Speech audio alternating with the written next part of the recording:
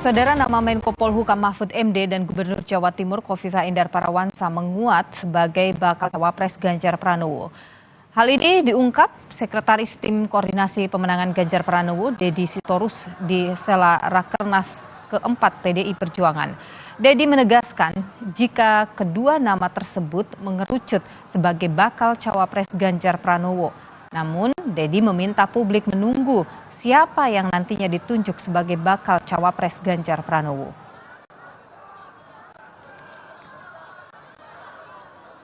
Tunggu aja waktunya. Iya. Kalau itu kata Pak Sekjen ya saya aminin, nggak mungkin saya lebih tahu dari Pak Sekjen kan. Kita tunggu saja.